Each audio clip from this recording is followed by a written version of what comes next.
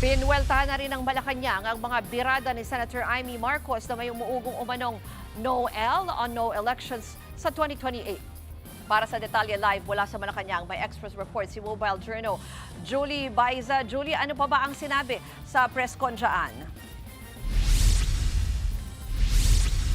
Ruth, ismid lang at tila nagulat pa si Pangulong Bongbong Marcos nang mahinga ng reaksyon tungkol sa lumulutang na no elections umano sa 2028.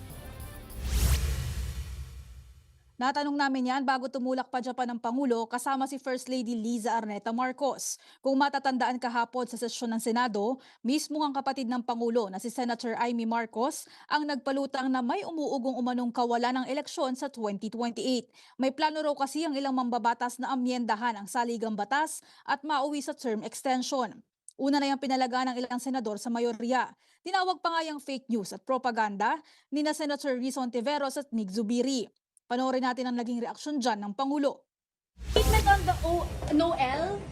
What's no election? Your sister said that you wanted a no election scenario. I wanted a no election. Allegedly, sir.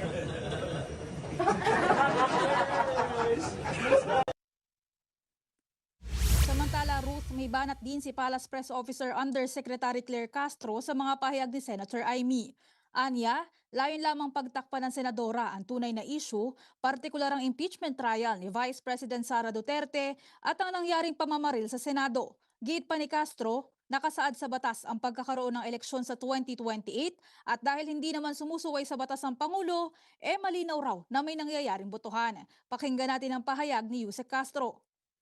Unang-una, ang Pangulo, doon pa natin sinabi, lagi yan sumusunod sa batas. Meron tayong batas patungkol sa susunod na eleksyon, 2028.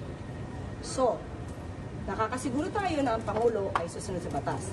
Ang tanongin nyo, kung si Senator Amy ba ay nakakasiguro na ang kanyang sinasabi ay totoo. Ito ay para matakpan, matabunan ang totoong issue. Nalalapit na po yung impeachment trial. And at the same time, para mapagtakpan kung ano nangyari talaga sa Senado. The way I see it, yes, oo, diversionary tactic.